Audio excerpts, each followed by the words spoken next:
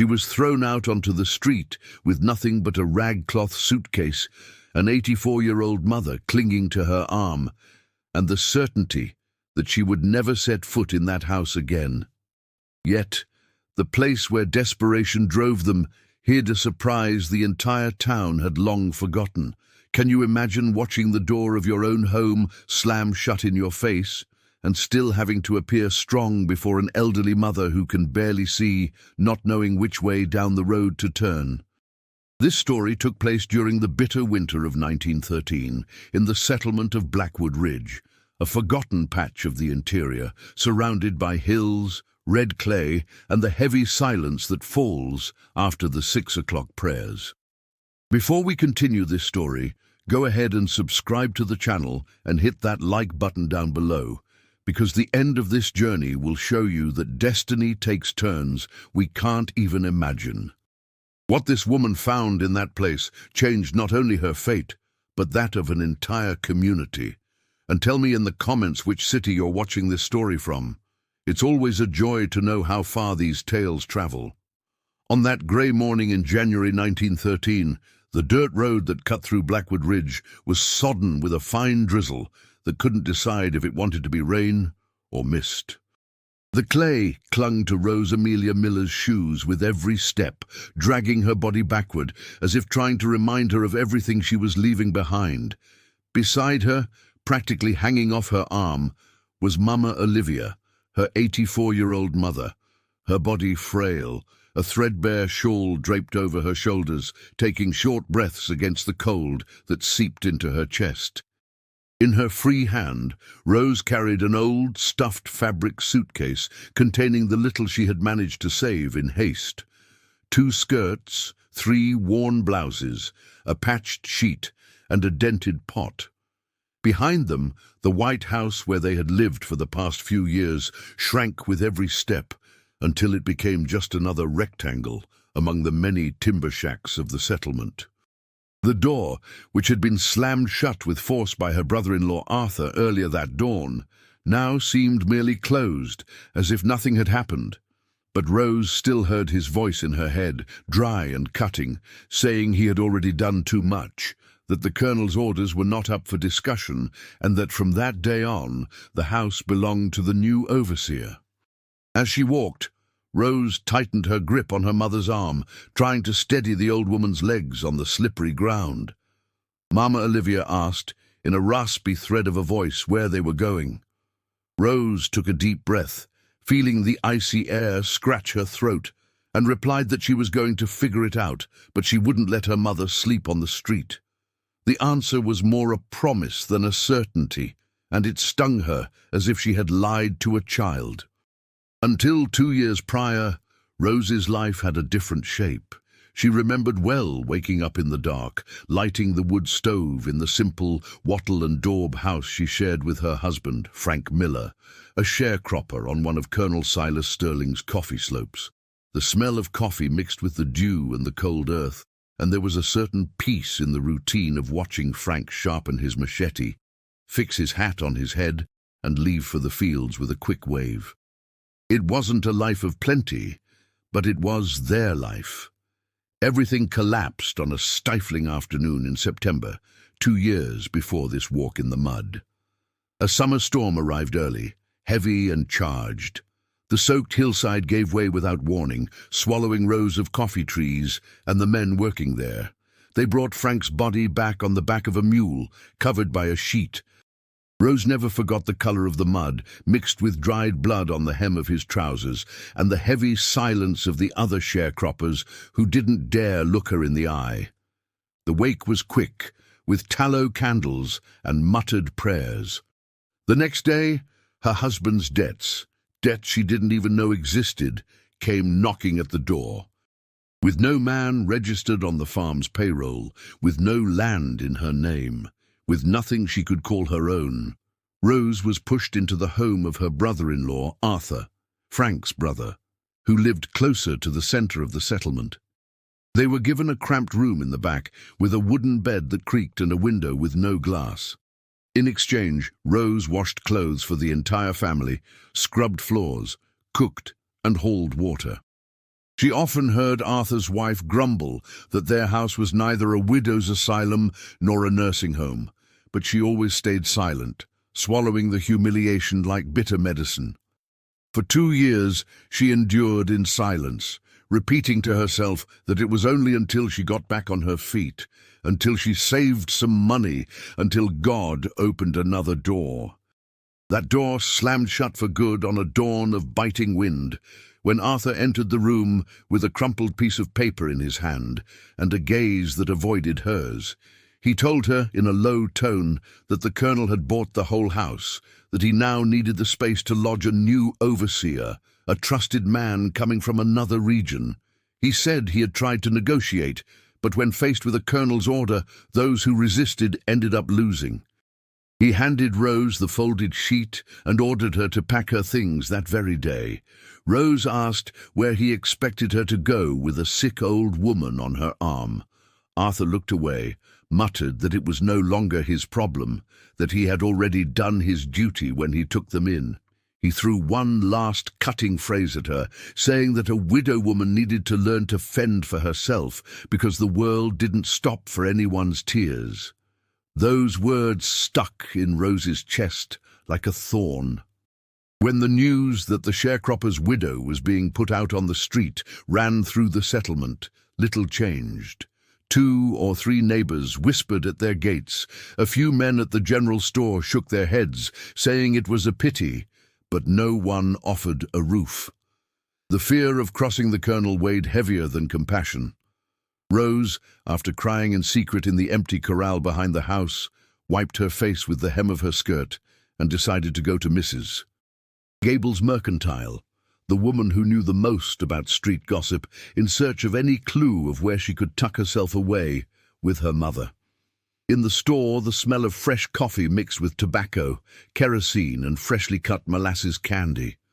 Mrs. Gable, a middle-aged woman with wide hips and an apron full of flour stains, looked Rose up and down with a mixture of pity and curiosity. She asked if they had really put the 2 of them out. Rose confirmed, her voice trembling, and asked if she knew of any empty shack, any forgotten corner of ground where she could squeeze in with her mother until she found work. Mrs. Gable scratched her chin, thoughtful, and said that empty houses were scarce there. She spoke of a barn collapsing on the edge of the farm, of a fisherman's hut way down by the river, but quickly dismissed them, saying the colonel might order them removed. She ended up remembering, with a visible shiver, the old brickworks at the hollow down by the riverbank, past the last wooden cross. She commented that no one had the courage to stay there even for a night, that ever since the owner vanished years and years ago, the place was deemed haunted. She repeated stories of folks who swore they had seen, on moonlit nights, a woman with a lantern walking along the embankment, and heard screams that seemed to come from beneath the earth. While pouring coffee into a cracked glass for a drover resting at the counter, Gable tossed that alternative to Rose, like someone throwing a stone into the dark. She said that if she was desperate enough to accept a roof nobody wanted, perhaps the only corner that wouldn't be claimed by anyone was precisely the shanty at the old brickworks. Rose felt a chill run up her spine, not so much from the legend, but from the realization that it was either this or the middle of the street. That afternoon, the wind picked up and the drizzle turned into a steady rain. Rose went back to the front of Arthur's house, where the rag suitcase was already leaning against the doorframe, and found her mother sitting on a small stool, looking lost. She told her, trying to be practical, that perhaps there was a place by the river where they could stay. She didn't mention the curse, the spirits, or the woman walking with a lantern.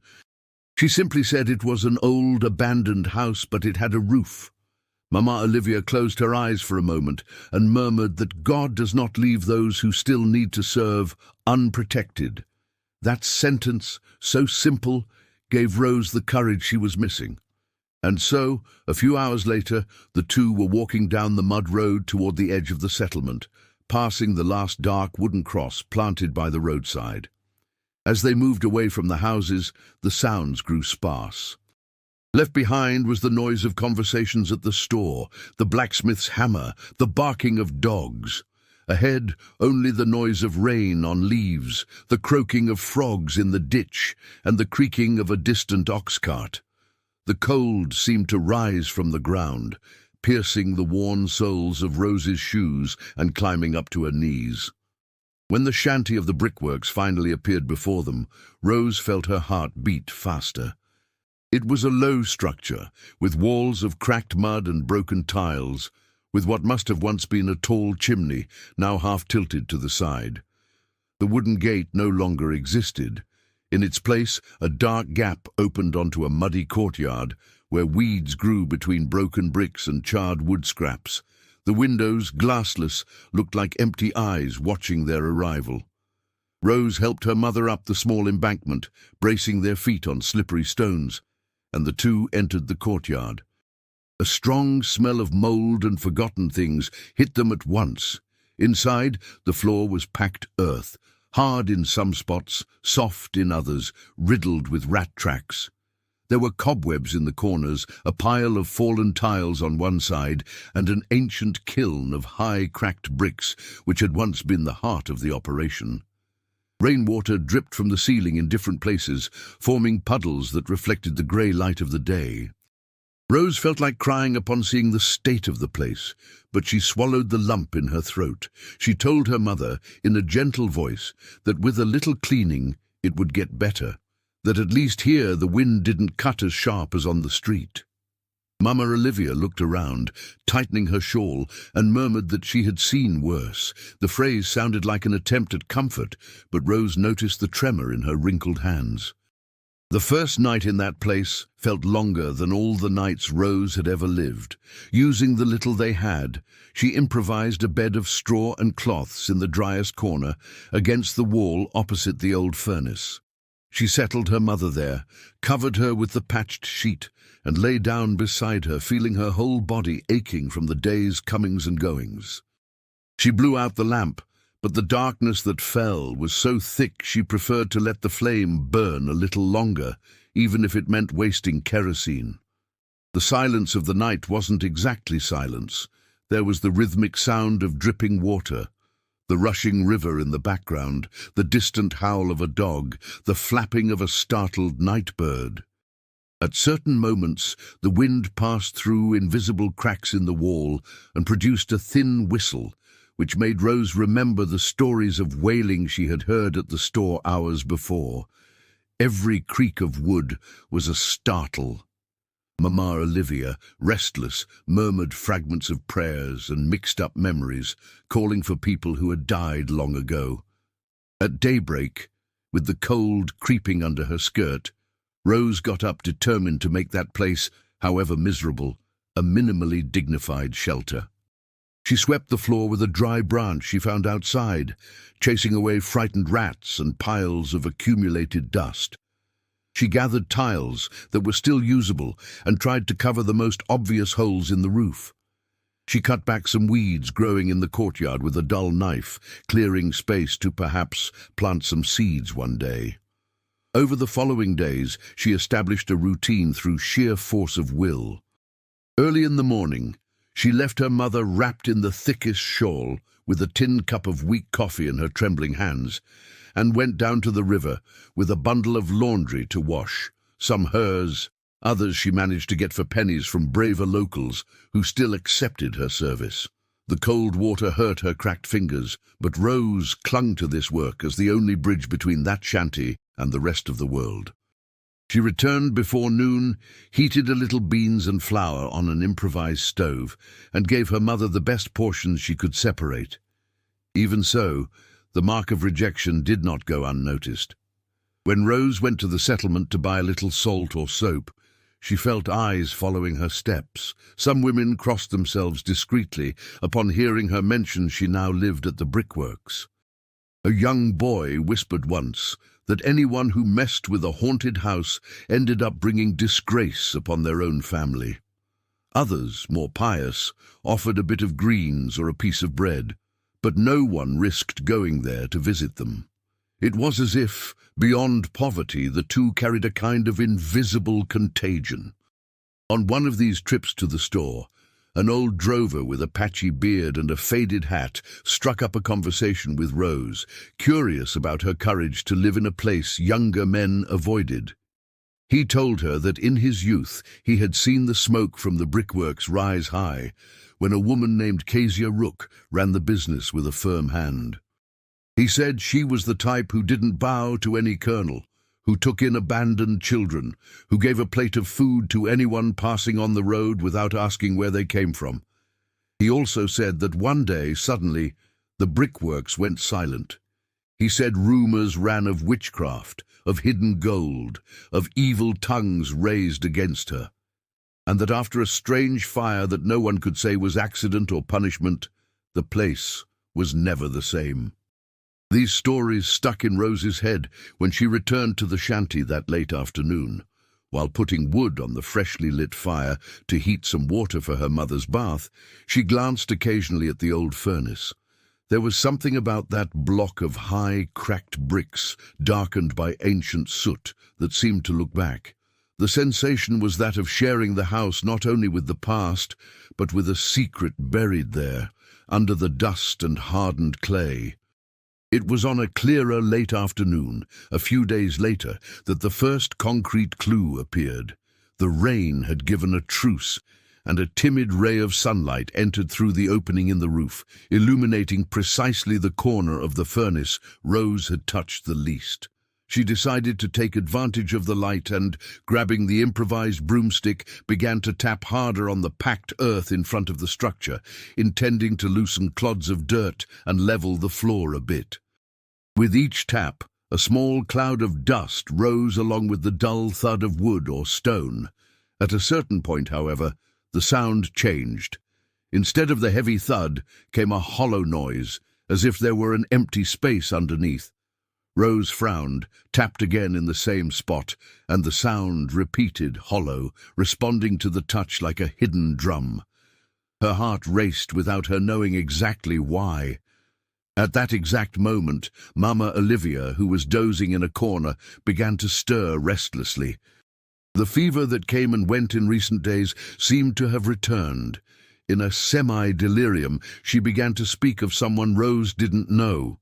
She called for Keziah, as if speaking to a person in front of her, and murmured that it was no use hiding it forever, that one day some widow would find the strong-box that was theirs, the strong-box of the forgotten.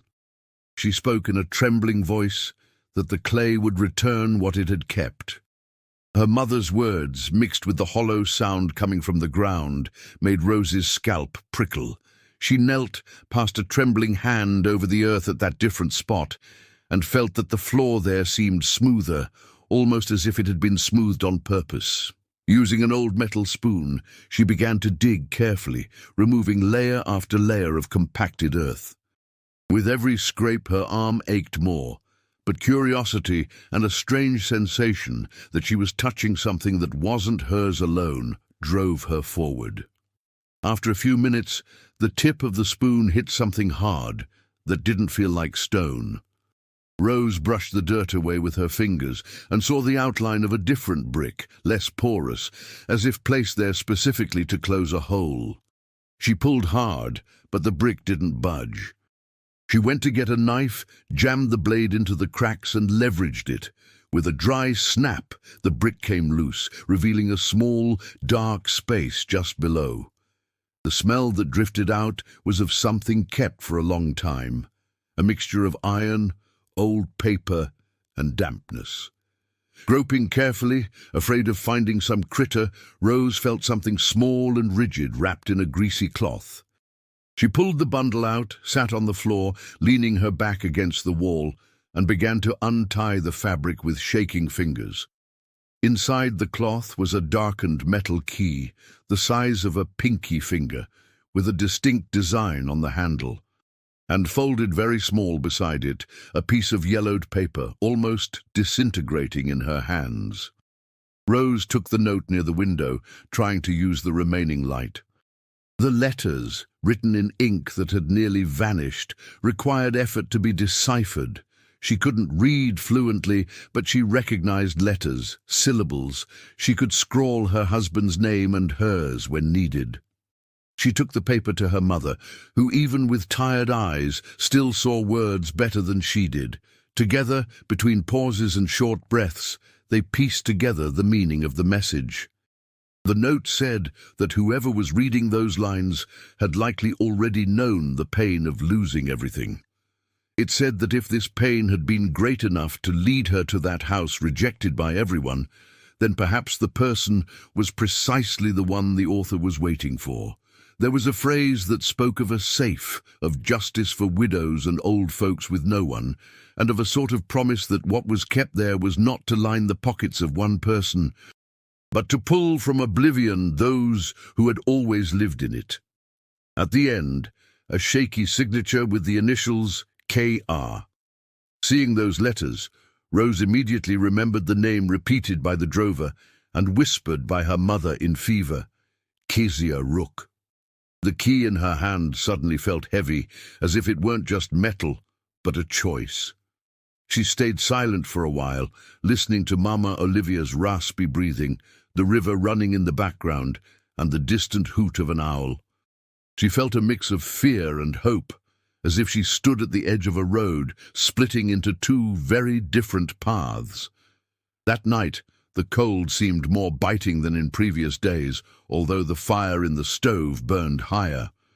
Rose kept the key in a pocket hidden in the hem of her skirt and hid the note inside the straw mattress, fearing any strange eye might see it.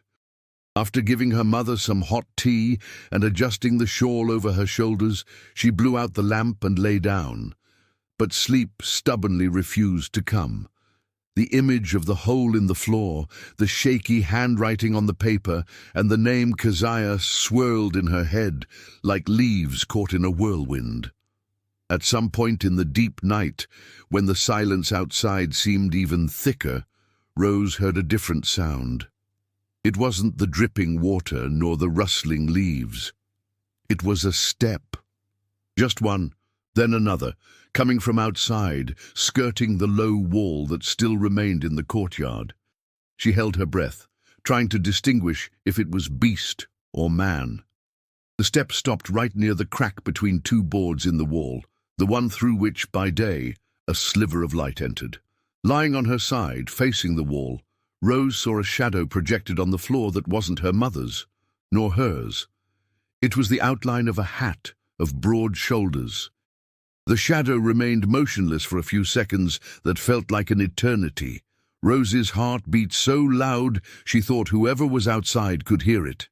Her first thought was that someone had discovered they were living there. The second, more frightening, was that perhaps, somehow, that wasn't the only thing they had discovered. The shadow finally moved. The sound of steps returned, now moving away slowly, as if the person was satisfied just knowing someone occupied that house. Rose only exhaled when the last noise of a stepped-on leaf faded into the distance. She lay there, motionless in the dark, feeling the cold sweat on her neck, her hand slippery with fear, clutching the hem of her skirt where the key was hidden. She made no noise. She didn't wake her mother. In that instant she understood that from then on she wasn't dealing only with an abandoned house and a memory of someone long dead. There were living eyes paying attention to her every move. And without yet knowing where the safe mentioned in the note was, she already felt that by disturbing the floor of that old brickworks, she had touched a story that many people preferred to keep buried. The morning after that night of the shadow standing outside the wall, Rose woke up feeling like she hadn't slept at all. Her eyes burned, her head felt heavy, but the routine didn't wait for her fears. The cold still cut through her chest when she went out to the courtyard with the bucket in hand, breathing deeply to push the fright of the previous night to the back of her mind. She pretended to her mother that nothing had happened, that the wind must have tricked her senses, but while she swept the entrance of the shanty, her eyes darted frequently to the beaten earth path, suspicious of any movement. The following days dragged on, as if each was a tired repetition of the last. Rose got up early, arranged Mama Olivia in the most protected corner of the room, went down to the river carrying bundles of clothes, scrubbed cloth against stone until her fingers stung, then climbed back up with the wet weight cutting into her shoulders. Between trips, she swept the floor a little more, fought against the mold that insisted on returning, rearranged tiles, and patched with wood scraps the cracks where the wind whistled through. The key, wrapped in a piece of clean cloth, remained hidden in the hem of her skirt, sewn there with firm stitches. Keziah's note, folded with great care, slept under the straw mattress, as if it were part of the bed's structure. Every night, before lying down, Rose ran her hand lightly over the spot where the paper rested, like someone checking if a heart is still beating. Many times, she thought about taking the note out again to reread it, trying to wring from it some clue about where the supposed safe might be. But exhaustion and the fear of waking her mother ended up postponing the decision. It was only a few weeks later, when winter seemed to tighten its grip even more and Mama Olivia's bones began to complain with every gust of wind, that something inside Rose gave way. On that late afternoon, when the sky turned the color of lead and the smell of heavy rain came from the valley, her mother's cough worsened to such an extent that each fit seemed to tear a piece of air from her fragile lungs. Rose sat beside her, held her thin hand, and saw up close that her skin, previously just wrinkled, now had a damp sheen of fever that was worrying. It was then that the dilemma, which had been prowling her thoughts like a hungry dog, stopped right in front of her. Either she accepted that life in the gloom, waiting for her mother's health to wane until it flickered out there, without witness, or she risked disturbing what was buried in that ground in search of something that could change both their fates. She remembered the note speaking of justice for widows and old folks with no one. She remembered the drover talking of Kezia as a woman who didn't bow to any colonel. She also remembered the shadow standing in the night, the strange step outside, a reminder that meddling in other people's secrets could bring big trouble. The next morning, when the sun decided to show itself through the clouds for the first time in many days, Rose used the brightness to return to the furnace with a different determination. She knelt before the hole where she had found the key, ran her hand along the cracks in the floor around it, knocking with her knuckles now and then to feel where the sound seemed different. At a spot further on, near what had once been the mouth of the furnace, the floor returned that hollow echo she already knew. Rose picked up the metal spoon again and began to dig, this time with less hesitation. The earth gave way more easily than the first time, as if it had been waiting for those hands. Soon she found another strange brick, smoother, arranged there to close a purpose-made space. Using the dull knife and a piece of wood as a lever, she pushed until the piece came loose, revealing a cavity slightly larger than the previous one, deep enough to hide something bulkier. Inside the dark gap, her fingers touched cold metal. When she pulled the object out, her heart leaped into her throat. It was a small iron strongbox, heavy for its size, with rust marks on the surface, but the lock was still solid, waiting for a key the exact size of the one Rose hid in the hem of her skirt. For a moment she just stared at the safe sitting on the dirt floor, feeling as if she were facing a sleeping beast. Then, with trembling hands, she sat down, lifted the hem of her skirt, undid the stitches, and removed the key. Fitting the key into that metal hole was like fitting a part of herself into a story that hadn't started there, but now passed through her hands. The key turned with a dull click, and the lid of the safe yielded with a low creak, as if protesting at being opened after so many years. Inside, instead of coins shining like in children's stories, there was a ledger with a dark leather cover, several folded loose sheets, small letters with yellowed envelopes, and 2 bundles of papers with faded stamps and seals. Rose took out the ledger first, smelling the strong scent of old paper, ancient ink, and stored life. She took it near the window, opened it to the first page, and saw, written in a firm hand, the name Kezia Rook. The date, from decades ago, spoke of a time before she was even born. The following lines mixed memories, notes of sums, names of people who had passed through the brickwork seeking shelter, prayers written with anger and hope. It was as if the woman who had written it had poured out not just her history there, but also her grievances and promises. The letters, in turn, bore the name of a priest from a larger city, a Father Henry, with whom Keziah exchanged ideas about the possibility of transforming the brickworks into something greater than a brick business. They spoke of creating a home for widows without means, old folks rejected by relatives, orphans of farmhands. They mentioned trips to the city, visits to notaries, meetings with officials who didn't hide their astonishment at seeing a black woman dealing with important papers. In some lines, it was possible to feel the author's contained rage, complaining about how the young colonel of that time was beginning to encircle her lands with eyes of greed. The bundles of papers with seals and stamps, those Rose could barely understand. The legal script and complicated expressions blurred before her tired eyes. She saw, however, words she recognized: donation, lands, brickworks, home of refuge for widows, and the destitute of Blackwood Ridge. There were old dates, names of witnesses, seals with crests. In one corner, a square, firm stamp from the registry office of the neighbouring city, dated 1879. Rose felt her legs go weak. She sat on the floor with the ledger open in her lap and some papers scattered around, and stayed like that for a while, as the sunlight entered, slanted through the roof opening. Her mind raced, trying to put together pieces of a puzzle she didn't know how to assemble. On one side, she saw the image of her mother coughing in the corner, tiny under the shawl. On the other, she saw the letters that spoke of a shelter home, of rights, of justice. The question imposed itself like a knot. What would she do with this? That same day in the afternoon, Mama Olivia's cough tightened again, accompanied by a wheeze in her chest that worried Rose even more. The old woman, between one fit and another, asked for water, held her daughter's hand tightly, and murmured that she didn't want to die there, thrown away like an old thing. Rose felt that like a knife wound.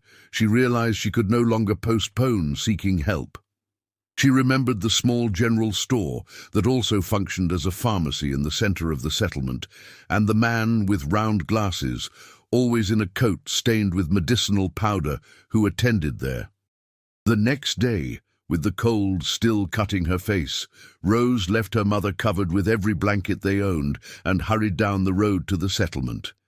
The slippery ground seemed to pull her backward, but urgency pushed her forward. Upon entering the small pharmacy, she was greeted by the characteristic smell of alcohol, dried herbs, and powdered medicine. Behind the dark wood counter, Gabriel Gabe Norris looked up from a paper he was reading and stared at that thin figure, clothes wet from drizzle, hair tied in a messy bun. He asked, in a calm voice, what he could do for her. Rose explained in a rush of words that her mother had a bad cough, that her chest was wheezing, that she didn't have money at that moment but could pay little by little with work, washing sheets for his house or cleaning the pharmacy. She also mentioned they were living at the brickworks, lowering her voice when mentioning the place, as if the name itself brought bad luck. Gabe furrowed his brow upon hearing that part but didn't comment. He simply set aside a simple syrup, some powders for tea, and explained how to administer them, asking her to have patience with the body's timing. Rose, however, knew that wouldn't be enough. She felt her tongue itch to mention something else, and, overcome by worry, ended up leaning a little more over the counter. In a lower voice, almost a whisper, she said that while cleaning the old house, she had found ancient papers, stuff about land, a safe hidden in the floor, names of important people, and a widow's home. She said she didn't understand half of what was written, but she saw stamps and difficult words, and that frightened her. She wanted to know if these papers could mean some right for her and her mother, Gabe's gaze lit up in a different way upon hearing about a safe, deeds, donations. He asked her to repeat calmly what she had found, what names appeared. When he heard the name Kezia Rook and the Home of Refuge for Widows and the Destitute, he felt a shiver run down his spine. He had heard that name, Kezia, in old conversations among elderly customers, always mixed with stories of injustice and oblivion. The fact that those papers had surfaced precisely at that moment seemed more than coincidence. Gabe, however, did not show the full impact immediately. He said only that if she wanted, he could come to the shanty some late afternoon to look at the papers and try to explain what they meant. He reinforced that he wasn't afraid of a house with a bad reputation, that what really scared him was injustice. Rose hesitated for an instant, thinking of the shadow from the other night, but ended up agreeing, thanking him with restraint. She left there with the syrup in her cloth bag and a thread of hope mixed with the fear of bringing an outsider into a story that until then ran only beneath the floor of that ground. Meanwhile, in the settlement, words tended not to stay trapped between the hearer and the speaker. Mrs. Gable, who had seen Rose enter the pharmacy with hurried steps and distressed eyes, couldn't resist the curiosity of bringing up the subject with Gabe when he went later to pick up a package of supplies at her counter. Between one comment and another about the cold and the difficulty of getting hens to lay in this weather, she asked with false casualness if it was true that the widow from the brickworks had arrived there with almost nothing. Gabe answered little, saying her situation was tight, that her mother was sick. But he mentioned, without realizing the weight of his words, that the young woman had found old papers in the house, something about a buried safe, and that it might be a serious matter. He said this more to justify, to his own eyes, why he was getting involved a bit beyond the duty of a pharmacist. Mrs. Gable, however, heard the expression buried safe, and her gossip's heart skipped a beat. As soon as Gabe turned his back, she already had an embellished version to tell the next customer who leaned on the counter. Within a few hours, the rumor spread through the settlement like fire in dry straw. It wasn't just that the poor widow and the old mother were living in the haunted house anymore. Now they said she had found ancient riches, gold, hidden from the time of the empire, treasure donated by a priest, money the colonel had left there to avoid taxes, depending on who was telling it. Every mouth grew the story a little more, but everyone agreed on one thing. Messing with those secrets wouldn't lead to anything good. It didn't take long for the whisper to reach the ears of someone who made a living, carrying news forward in exchange for coin and influence. Malachi, Colonel Silas Sterling's trusted henchman, a man of hard eyes and calculated silence, heard the case that very day, sitting in the shade of a tree near the store.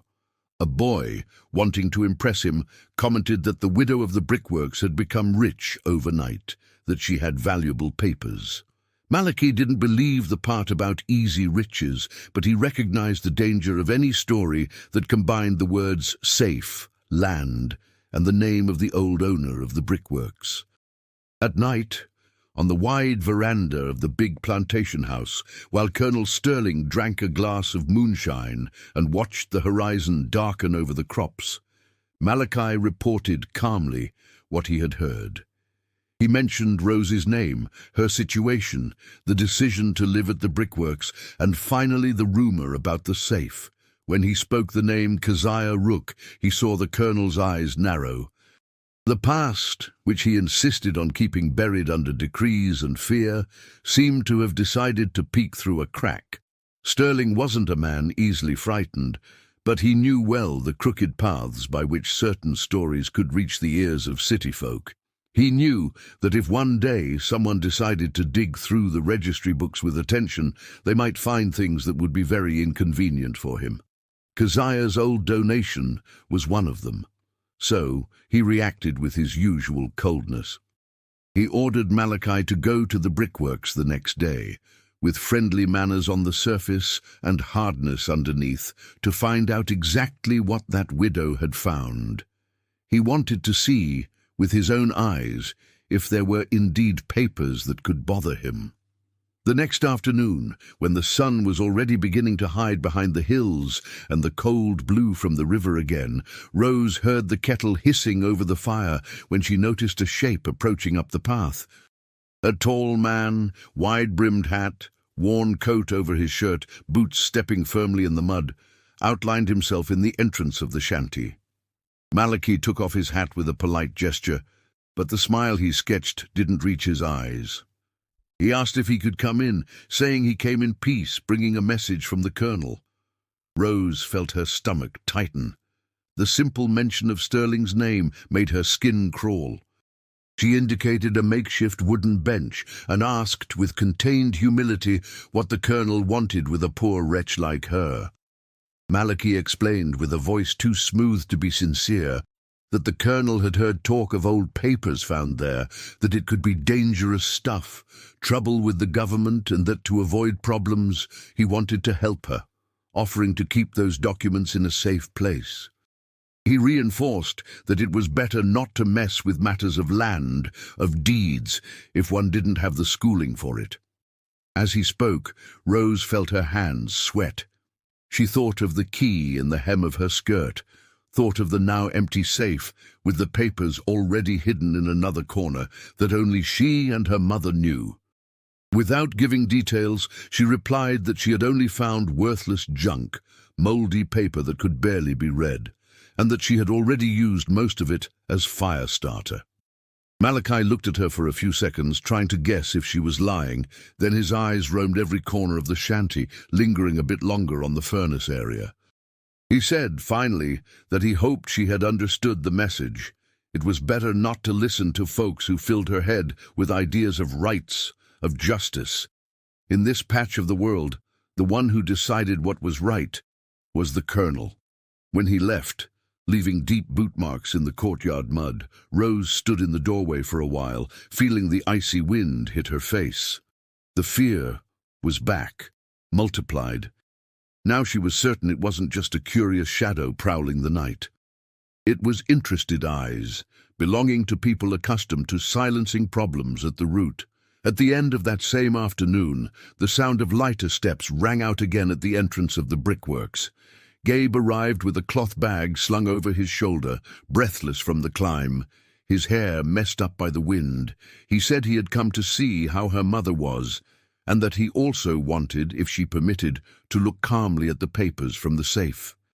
Rose, still shaken by the previous visit, thought for an instant if she should trust him, but something in the tired and honest look of that man, added to the care with which he had explained the use of the medicines the day before, convinced her that he was an ally, not a threat.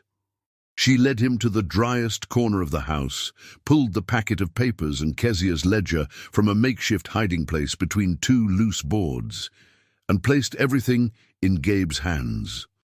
While he read, sitting on a stool, his eyes moving quickly over lines that to Rose were almost undecipherable, the silence inside filled with a different tension. Occasionally he murmured something, shook his head, frowned while repeating softly words like donation, condition, definitive deed. When he finished going through the main ledger and the registry copies, Gabe raised his face and looked at Rose with a new seriousness. He explained, choosing simple words, that what was there was no small thing. He said that years ago, Keziah had gone to the registry in the neighboring city and recorded in writing that, after her death, those lands of the brickworks and a piece of ground around it should transform into a home of refuge for widows and old folks without kin. He spoke that there were receipts of money kept in a bank in the capital, destined to support this home. He also told her that, for some reason, this was never carried out, and that the colonel had taken over the place as if none of that existed. Hearing that, Rose felt a mix of dizziness and indignation. She asked, trying to steady her voice, if that meant she had a right to that house, that she could stay there without fear of being driven out again. Gabe replied that from what he saw there, the right wasn't hers alone, but belonged to all the people for whom that house had been intended. He explained that Keziah wanted something bigger than a roof for one family. She wanted a shelter for many, offered in her name and with the lands she left. He also said that, even so, the fact that Rose had found the papers and lived there put her on the front line of that story, and that no one could simply come and order them away as if they were intruders. It was at this moment, as the two tried to understand the size of the responsibility falling on their shoulders, that the dilemma drew itself sharply. Gabe asked carefully what she wanted to do with it.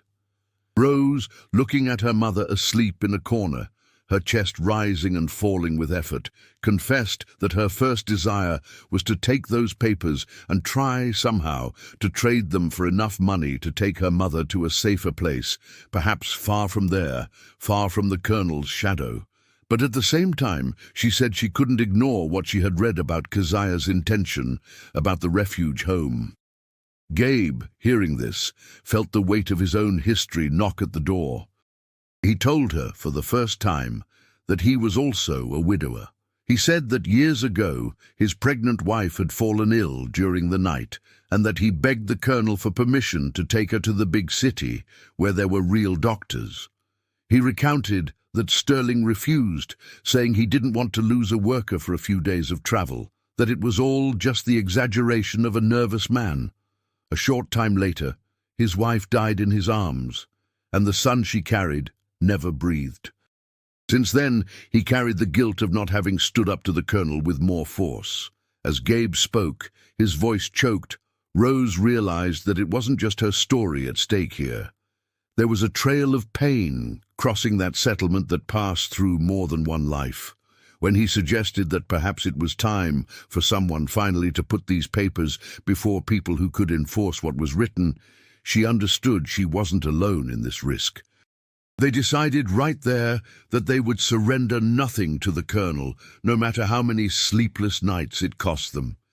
In the midst of this whirlwind, practical life continued beating at the door, demanding bills that didn't wait for justice to be settled.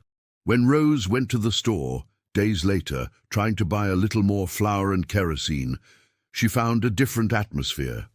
Mrs. Gable, who used to serve her with a mix of pity and curiosity, now avoided meeting her gaze. She said, in a drier tone, that she could only sell on credit up to that point, that she had orders from above not to stretch the rope of the ledger any further. She used many words to justify, spoke of hard times, of expensive goods, but let slip, between one phrase and another, that certain people were calling Rose a paper troublemaker, a woman who likes to meddle with things she doesn't understand. Refusal in other places repeated itself. The man who bought washed clothes said that for now he wouldn't need her services, that his wife was managing. The owner of a small patch of land where Rose sometimes helped pick vegetables warned her that she didn't want anyone from the brickworks on the property, afraid of getting a bad reputation with the Colonel. Gradually, the doors that were already few began to close tighter. The boycott was silent, but crushing. Rose began to feel the weight of this siege in her body. She slept less, ate less, worried more. Still, she persisted in the decision not to hand over what she had found. In increasingly frequent conversations with Gabe, they planned timid steps forward. He suggested they go, in secret, to the neighboring city to check if the registry still had a record of Keziah's donation, so that no one could deny its existence. It was a risky step because it meant leaving the precarious protection of that anonymity and placing the matter in the hands of people who could just as easily help as betray. Before taking that step, on one of the nights when the wind beat hardest against the walls of the brickworks, Rose sat beside her mother and told her in a low voice what she had discovered and what she intended to do. Mama Olivia, between coughs and sighs, listened attentively. She said she had known from afar the woman Kezia when she was young, that she had heard of her bravery and also of the injustices she suffered. She remembered hearing once that the woman said that if she were forgotten in life, she would not be forgotten after death.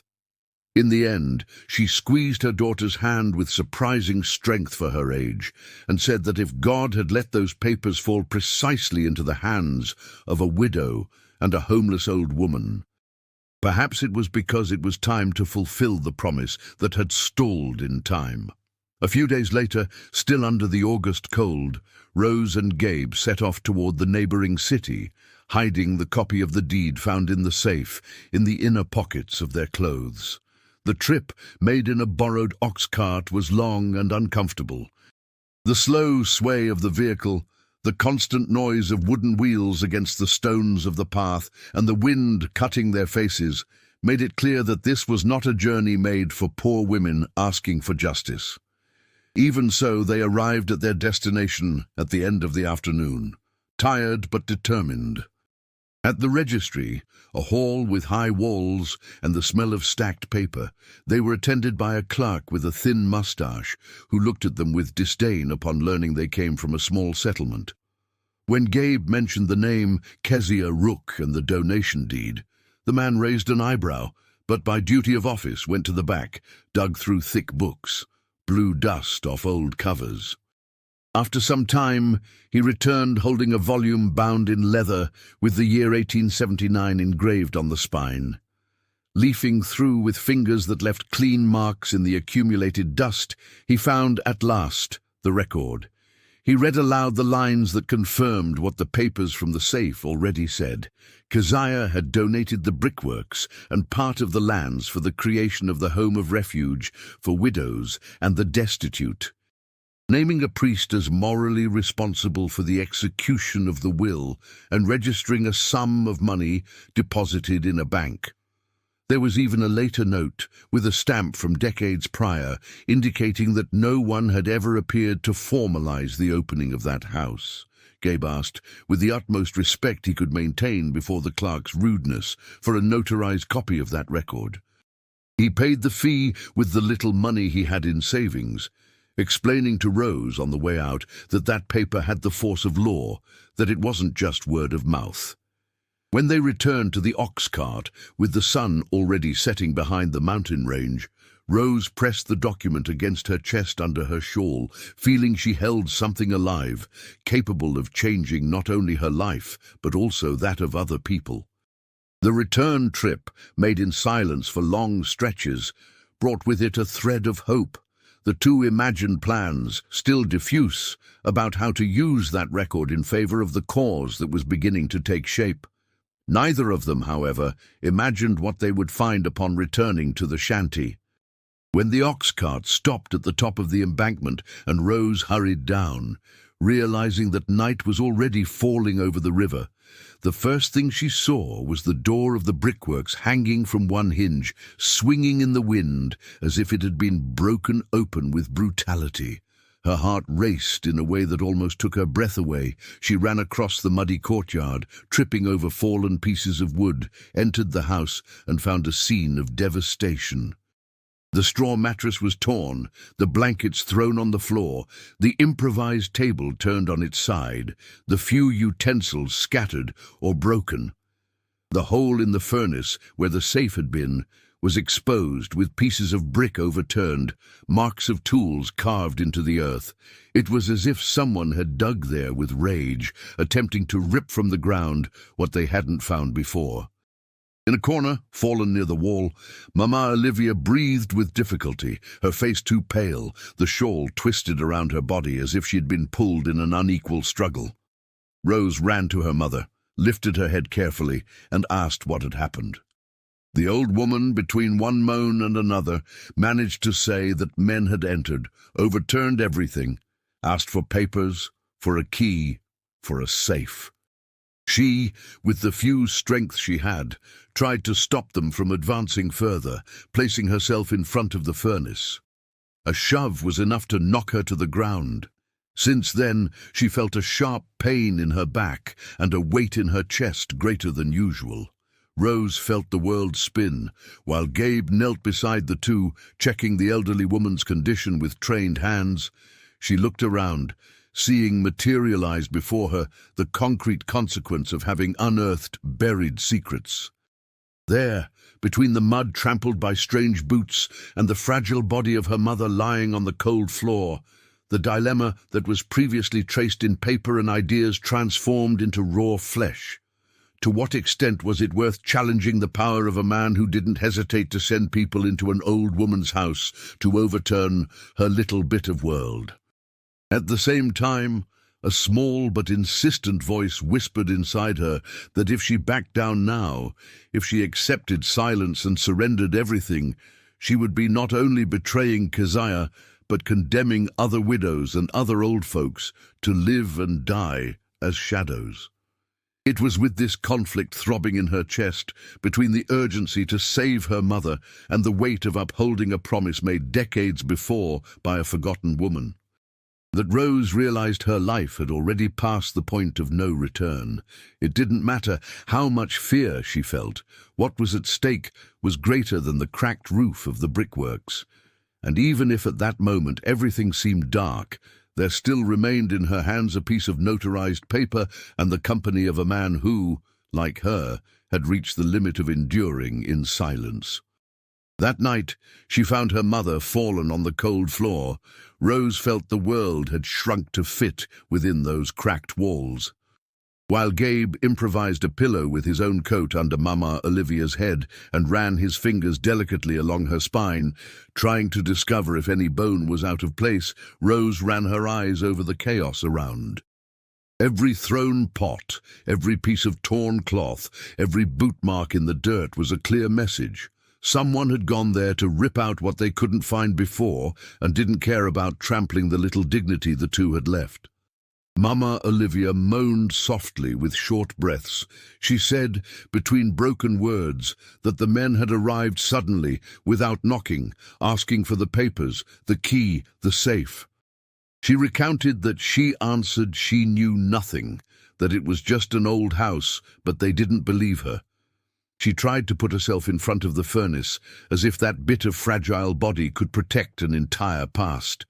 A shove was enough to launch her to the ground, and the rest of the damage was done while she watched the world spin, incapable of reacting. Gabe observed the color of her eyes, palpated her ribs with great care, heard her chest wheezing more than usual. He concluded she didn't seem to have broken anything in her spine, but the blow, added to her weakness, had shaken the little health she possessed. He prepared right there, with what he had in his bag, a mixture of herbs to relieve the pain and calm her breathing, explaining to Rose what to do in the coming hours. But behind the professional calm, one could see the anger growing in his clenched jaw. The next morning, before the sun even rose beyond the hills, the colonel's message arrived officially. A boy who worked as a shoeshine in the square appeared breathless at the entrance of the brickworks, holding a folded paper. He said he brought a message from Malachi. The paper, written in hard handwriting and signed by someone who certainly wasn't the colonel, warned that in 2 days, by order of Colonel Silas Sterling, that old structure would be demolished for representing a risk to public safety and a disgrace to the settlement. The residents should remove their belongings or otherwise answer for what happened. Rose read those simple lines like a sentence. It wasn't just the house that was threatened. It was the fragile thread of a future that was beginning to take shape there. She looked at Gabe, who read the note beside her, and saw in him something she hadn't seen before: a limit. There was fear, yes, but there was also a fatigue of bowing down. He said in a low voice that if the colonel came with a paper of threat, they also had paper to answer with, and that perhaps the time had come to stop talking only inside the shanty and start speaking where everyone could hear. Even so, on that day and the next, the siege tightened. At the pharmacy, 2 ladies who used to come for medicine stopped entering when they saw Rose sitting in a corner, waiting for Gabe to separate some things. They whispered at the door, looking at her as if she carried a contagious problem. One of the colonel's helpers passed by the street, stared at Gabe with irony, and commented loudly that some pharmacists were confusing medicine bottles with poison bottles, sticking their noses where they weren't called. It was a clear warning. Anyone who stood beside that widow would come to be on the other side of the fence. At night, with the deadline for demolition ticking, Rose sat beside her mother and felt with painful clarity the weight of the approaching choice. If she retreated and stayed silent, perhaps she could get some deal, a corner in another part of the farm, a promise of a roof in exchange for silence. If she insisted, she would put her mother's life at risk, her own, and even Gabe's. Keziah's words, written decades before, seemed to echo inside her. The lands were not to enrich someone, but to shelter those the world threw away. She asked herself, how many widows would still come after her? How many old folks would be put out of their homes like rags? While this doubt gnawed at her, Gabe was also fighting his own battle in the small room behind the pharmacy where he slept among shelves of medicine and old medical books. Sitting at the table, lamplight casting long shadows over the papers, he reread for the umpteenth time the copy of the deed, trying to find loopholes that could be used against them. Unlike the colonel, however, the more he read, the more he saw not a loophole, but a foundation. The law, so distant from the lives of those people, was there, black on white, stating that that house had a function that had never been fulfilled. It was Gabe who took the first concrete step. On a late afternoon, with the wind cutting the skin and the smell of burnt wood coming from the houses, he decided to climb the slope leading to the church of Blackwood Ridge. The bell had already rung 6, calling for prayer, and a few faithful were leaving after the novena. Father Henry, a man of thin figure, round glasses sliding down his nose, and a perpetually tired face, was closing the side door when he saw Gabe approaching, holding a sheaf of papers against his chest. Gabe asked for a few minutes of conversation. They entered the sacristy, where the smell of old incense mixed with waxed wood. The pharmacist, with a steady voice, told the story from the beginning: Rose's expulsion from her brother-in-law's house, the improvised shelter at the brickworks, the discovery of the safe, the documents, Keziah's intention, and finally the violent invasion and the demolition announcement. He extended the notarized deed to the priest, inviting him to read, not as a man of the cloth, but as someone who had always preached justice and aid to the weakest. Father Henry took the papers with slightly trembling hands. As he read, the room seemed to shrink. He saw Keziah's signature, the clear record of the donation, the official stamp of the registry. He felt the weight of years of omission beating at his door. He, who so often spoke of charity and caring for the most fragile, had let pass, right under his nose, a written promise of a house that should be precisely for people like Rose and Mama Olivia. At the same time, he knew the size of the colonel's strength and how devastating it could be if crossed. For a few moments the priest spoke of prudence. He said perhaps it would be better to handle this privately, talk to the colonel, try to convince him gently to respect Keziah's wish, without fanfare. Gabe, however, argued how many gentle ways had already been tried over the years without anything changing. He reminded him that while whispers happened in the corner of the sacristy, old folks continued being put out of their homes. Widows continued knocking on doors that didn't open. In the end, he asked plainly if the priest preferred to keep closing his eyes, or if he was willing, for the first time, to read aloud for everyone what so many pretended not to see. The silence that followed was heavy. Father Henry, looking at the crucifix on the wall, seemed to converse with someone beyond the pharmacist in front of him. When he finally replied, his voice came out low but firm. He said that if God had let those papers return to the light at that moment, it wasn't so they could be kept again in a dark drawer. He accepted the weight of the decision and agreed with Gabe that the following Sunday, during High Mass, before the sermon, He would read the main passages of the deed for the whole community to hear, in the presence of the colonel himself.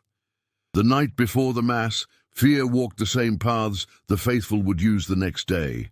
In the shanty, Rose didn't sleep a wink. Every time her mother coughed, she got up, adjusted the pillow, wet her lips with a little water covering her better. She knew that by going out the next day to go to church, she would be exposing herself more than ever. Even so, something inside her, which perhaps had always been hidden under layers of resignation, now insisted on standing tall. On Sunday morning, the church bell began to toll earlier. The cold, instead of keeping people away, seemed to push them inside the temple in search of the warmth of candles and voices. Rose put on her least worn skirt, arranged a mended blouse over her shoulders, and tied her hair in a simple bun. She helped her mother up carefully. Mama Olivia was weaker, but insisted on going, saying that if the will of a woman like Kezia was to be spoken of inside God's house, she didn't want to miss it. The walk to the church seemed longer than usual. Some curious glances turned toward them, others looked away, as if participating in the same Mass as the widow of the brickworks was in itself a gesture of affront.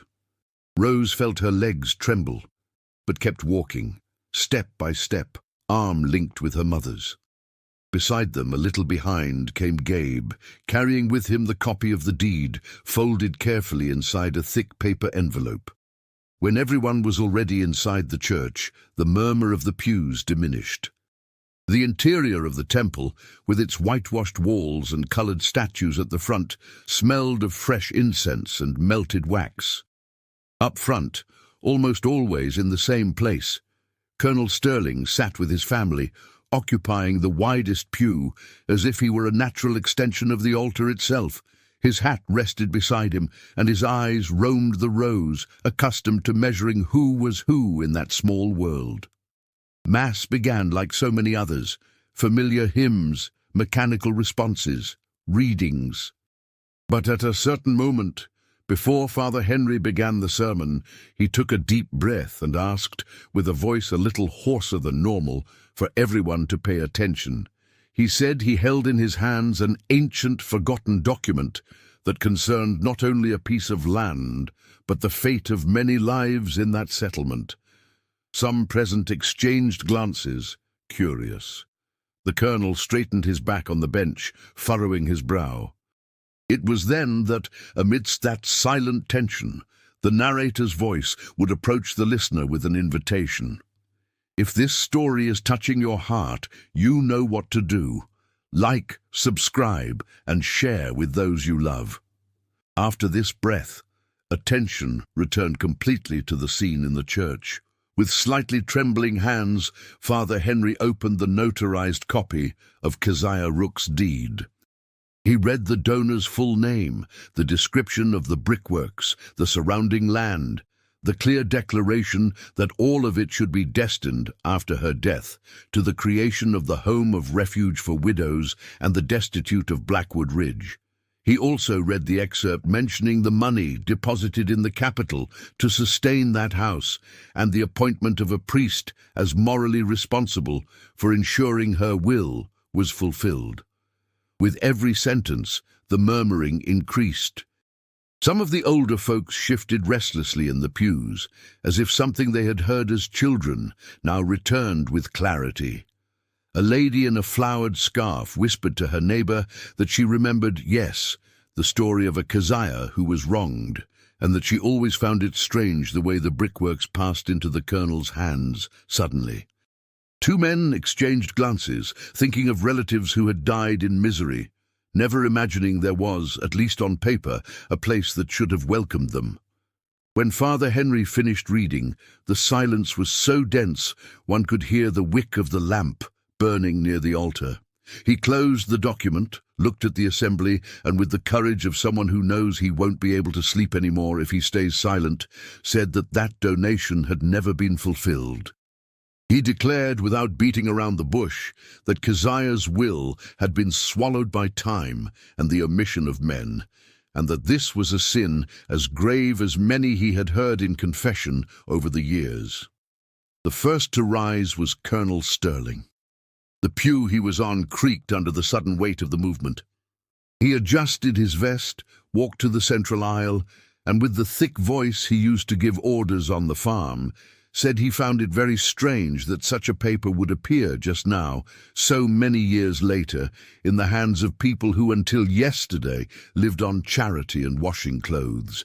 He stated he had always taken good care of the settlement, that he kept the church standing, that he gave work to many there, and that he wouldn't admit his name being confused with that of a thief of a widow's inheritance.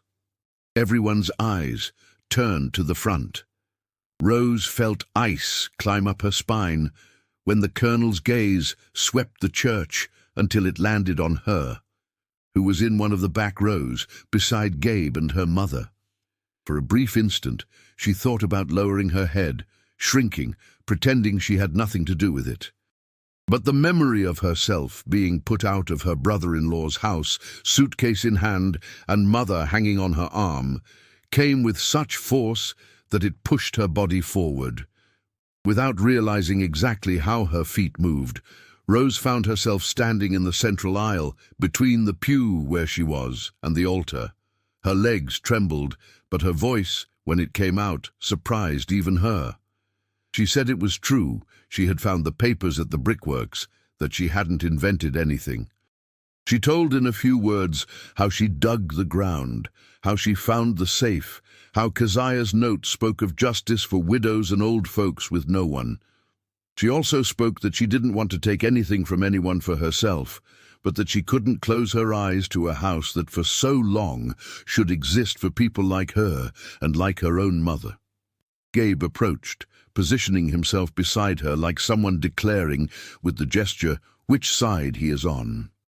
He reinforced that the papers had been checked at the registry in the neighboring city, that there were notarized copies, that it wasn't a rumor, but an official record. He raised, before everyone, the deed with the fresh stamp, saying that there, even for those who couldn't read, the seal attested it wasn't an invention. The colonel watched that scene with a mix of irritation and calculation. He realized, with the speed of someone accustomed to measuring moods, that many of those present were looking more at the document than at him. He saw some men who worked on his lands lower their heads, as if ashamed. He noticed women whispering, eyes watery, perhaps remembering their own losses. There, for the first time in a long time, he felt something he rarely experienced, the possibility of losing control of what people thought about him. In the days that followed, the effects of that mass spread like water through cracks. The conversation at the store wasn't just about rain, harvest, or diseases anymore, but about the house that should have been, about the lost years, about what would be fair to do from then on. Some commented that even if Keziah's will had been forgotten until then, there was still time to fulfill it. Others feared the colonel's reaction, thinking nothing would change. But the comfortable silence in which Sterling lived no longer existed. Pressured by the people's gaze and attentive to the possibility of the case reaching the ears of more powerful folk in the city, the colonel decided to try to control the fire by pretending it had never started. He ordered Gabe and Rose called for a civilized conversation on the veranda of the big house. He offered strong coffee in white cups, smiled with his lips, but not with his eyes. He said that, to avoid confusion, he could very well donate the shanty of the brickworks to the church of his own free will, so the priest could do whatever he liked with it. In exchange, however, he wanted all the talk about ancient donation, about rights, about surrounding lands to stop there. He spoke in a sweet tone that no one needed to meddle with capital city paper, with money kept in a distant bank, that this was too complicated a matter for simple folk. When the colonel suggested further that he could help Rose with some money or a piece of land in another corner, provided she didn't let herself be carried away by ideas put in her head by agitators, Rose's dilemma returned to throb. The image of her mother, weaker every day, the lack of food, the fear of reprisals, all this whispered in her ear that accepting that deal would be the easiest path. She just had to keep quiet, say thank you, pretend that house would be a favor from him, not an ancient right. On that veranda, however, before a man who had never had to prove anything to anyone, she remembered another woman who had also been pushed off her lands in silence. She remembered Keziah, who wrote with contained rage about being seen as an intruder on soil she had bought with the sweat of her hands. She remembered the pages where she spoke of the widows, the old folks, the orphans she saw wandering without destiny. She also remembered her mother, who one day said that God doesn't let certain promises die for good. Taking a deep breath, Rose replied that she appreciated the offer, but she couldn't pretend the shanty was a recent gift. She said the house wasn't just hers, nor the colonel's, nor even just the church's, but belonged to all the people for whom it had been thought of. She stated, with a voice firmer than she felt inside, that she wouldn't sign any paper that erased Keziah's name from history. The colonel's expression hardened. He realized that that thin woman with calloused hands was no longer the same one who one day left with a suitcase in hand without saying a word. Meanwhile, the news of the mass and the conversations at the plantation reached the ears of those living outside the direct reach of the colonel's reigns. A clerk from the neighboring city, who had prepared the notarized copy for Gabe, thought it well to mention the case to the circuit judge. The judge, a middle-aged man accustomed to forgetting some problems and remembering others according to convenience, saw in that matter an opportunity to show service without facing the political weight of sterling alone. He sent an official letter to the settlement, addressed to the priest and the colonel, reminding them that donations registered in notary have public faith, and that ignoring them, when discovered, could indeed bring trouble with the law. The arrival of this letter, read in front of some more influential members of the community, lit another light. It wasn't just a matter of conscience or the altar's edge. There was now a gaze, however distant, of the state resting upon that small dispute. The colonel, who always used the city's lack of attention in his favor, realized that insisting on denying the past could cost him more dearly than yielding partially. And so, on a Sunday of clear skies, he appeared in church with a studied expression of humility. After Mass, he asked to speak. Before everyone, he declared, with a voice trying to sound noble, that touched by Keziah's story and the need of the poorest, he had decided to recognize the importance of the ancient donation. He announced that from that day on he would formally cede the brickworks land to the parish for the creation of a refuge home in honor of the deceased. He didn't mention, of course, the part about the money deposited in the capital, nor the other tracts of land involved, trying to salvage as much property as possible. Even so, the gesture, though incomplete, represented a victory. The fact that he needed to present himself as a benefactor to hide his own guilt showed that the fear had changed sides. Before, it was the people who feared speaking his name aloud. Now it was he who feared having his name associated openly with an ancient injustice. Many of those present, even knowing there was more behind that generosity, applauded, not out of gratitude to the colonel, but because they felt that from then on they would have more ground than mud under their feet. From that point on, the work stopped being made only of words and started being made of brick, wood, and sweat as well. Under the coordination of Father Henry and principally of Rose, the shanty began to change face. Men who previously were afraid to pass in front at night now appeared by day, bringing boards, hammers, nails. Women helped clean, remove debris, wash walls, singing softly to disguise the fatigue.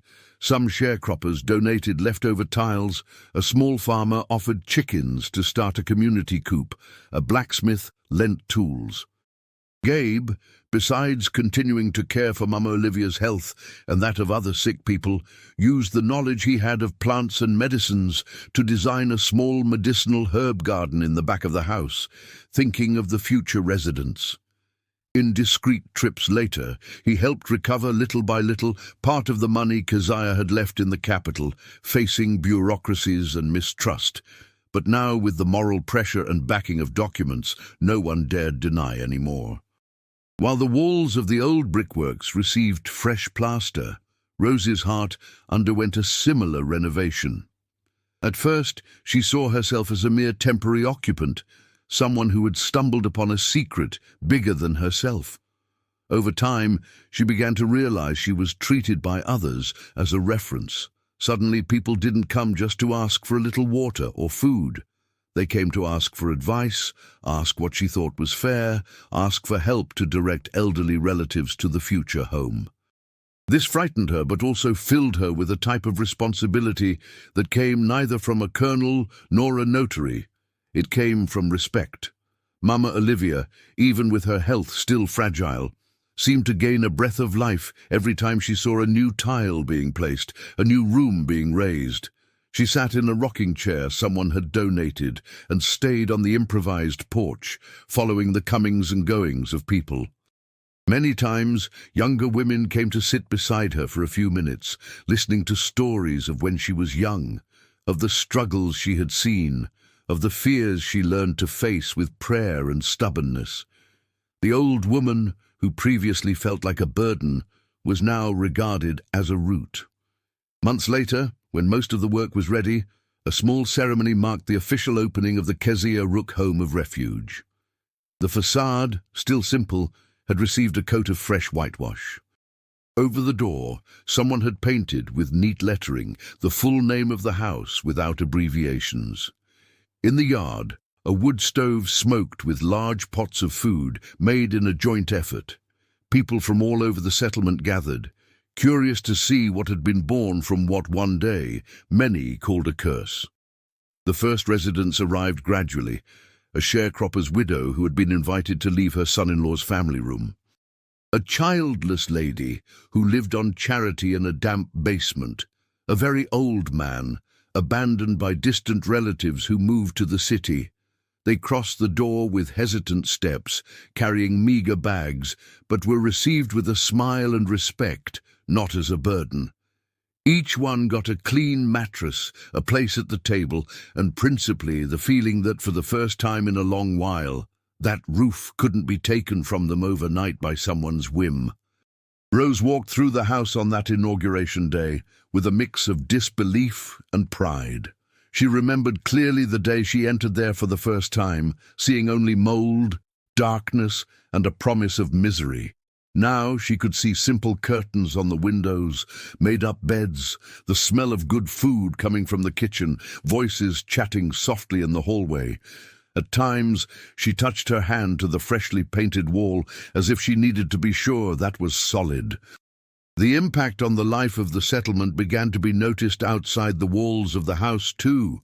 Gradually, conversations changed tone. Where before it was said that the old were a burden and that a widow had better fend for herself, people started commenting on the importance of having a place to take a tired relative instead of pushing them away. Children who before were afraid to pass in front of the brickworks now ran through the courtyard, helping carry firewood or taking messages from one room to another. The old reputation of a haunted house gave way to that of a blessed house. The colonel, for his part, didn't cease to exist. He remained the owner of many lands, continued giving orders. But something had changed in the way they saw him. He was no longer the only one who decided who stayed and who left every patch of ground. When he passed on the road on his horse, some still tipped their hats, out of habit. Others, however, limited themselves to observing him without the same blind reverence. They knew now that there was a house there on the riverbank that he didn't order torn down, because the will of someone who died long ago had finally stood up against his. Time, as always, followed its path. Some years passed since that first day of expulsion with the rag suitcase in hand. Mama Olivia, after seeing the house full for the first time and blessing many tired heads with her wrinkled hand, departed on a calm autumn afternoon, breathing better than she had breathed in a long time. She died in a clean bed surrounded by people with the name of God and Kezia on her lips. She was buried in the small cemetery behind the church with a simple cross, but with many people accompanying, among residents of the house and folks from the settlement. Rose felt the pain of loss, like someone losing a piece of their own ground. For a few days, she walked through the house without knowing exactly where to put her hands. Gradually, however, she began to realize that every corner there had her mother's mark, in the way the cups were arranged, in the prayer before meals, in the affectionate way the younger ones called the older ones, "my old dears," imitating her way. She understood that even without the fragile body occupying the rocking chair on the porch, Mama Olivia remained there, as part of the invisible structure of the house. Gabe continued beside Rose in this new time. The grief he carried from his own history joined hers, and the two, without needing to speak too much, found comfort in each other. Without fanfare, without grand declarations, they built a routine where he arrived early to see how the residents were, brought new herbs, checked prescriptions, and always ended up staying for afternoon coffee, sitting at the table with her, discussing what could still be improved. The shared glances and mutual care said more than any word about the type of bond they had built. On a winter afternoon, many years later, the scenery of Blackwood Ridge was no longer the same. The road was still mud, the mist still rose from the hills in the early hours, the church bell still called for prayers. But whoever arrived at the settlement for the first time inevitably heard tell of a white house on the riverbank, with green gardens around and verandas full of chairs, where no one was turned away for being too old or for having no family. Some came from afar, just to see with their own eyes the house that was born from a buried safe and a promise made by people the world had tried to forget. On that specific late afternoon, the sky was painted orange and pink, with thin clouds passing slowly over the hills. Rose, now with white strands visible in her tied-back hair, walked slowly through the house's yard. She passed between beds of collard greens, cassava, and spices, greeting an elderly man knitting on the porch, listening to the conversation of two women washing clothes, laughing loudly, watching a group of children helping to gather dry branches for the night fire. There was fatigue in her shoulders, but there was also a serenity she had never imagined knowing. On that day, she saw herself on the road, expelled from home with her mother on her arm. Beside the main door, the sign with the house's name had been renewed. The letters, carefully repainted from time to time by some volunteer, said without detour, Keziah Rook, Home of Refuge. Whenever she passed there, Rose felt a sweet knot in her throat. She liked to imagine that, wherever she was, that woman who was once accused of witchcraft and vilified by the same people who today asked for blessings at the church door, smiled, seeing her name finally where it should always have been. Gabe appeared carrying a basket of freshly picked herbs, his apron dirty with earth, his glasses slipping a little on the tip of his nose. He approached Rose, commented something about the cold that promised to increase that night and the need to reinforce the blankets of the oldest ones. She replied that she had already asked the girls to heat water for baths, that no one would sleep with a cold body. Between one sentence and another, they exchanged a quiet smile, the kind born in those who have already weathered more than one storm together. On the veranda, the rocking chair that had once been Mama Olivia's discreet throne remained there, with a shawl folded carefully over the backrest. Sometimes one of the oldest residents sat there to feel closer to her memory. Other times, the chair stayed empty, as if keeping space for all the mothers who were once put out of their homes, carrying on their backs the weight of old age, poverty, and oblivion. For Rose, that place was never really empty. When the sun began to hide for good behind the hills, dyeing the river a deep golden hue, Rose walked to the wooden gate of the house, which stayed almost always open during the day. She pulled it to with care, leaving only a crack through which the breeze could still pass. She looked for the last time at the road leading to the settlement, the same one down which she had once walked with the rag suitcase and her trembling mother, not knowing where she would sleep that night. She realized with a clarity that hurt and comforted at the same time that that door she was now closing was different from all the others she had ever known. It wasn't a door that slammed in someone's face, sending them away.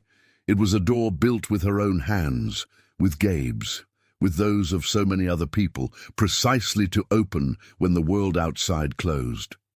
She smiled slightly, feeling that despite all the pain traversed, she had found a place where destiny finally seemed to have been written by her as well. And upon returning inside, hearing the noise of the mixed voices of the house, of cutlery hitting plates, of fire crackling in the wood stove, she thought that perhaps this was what it meant to transform a curse into a blessing.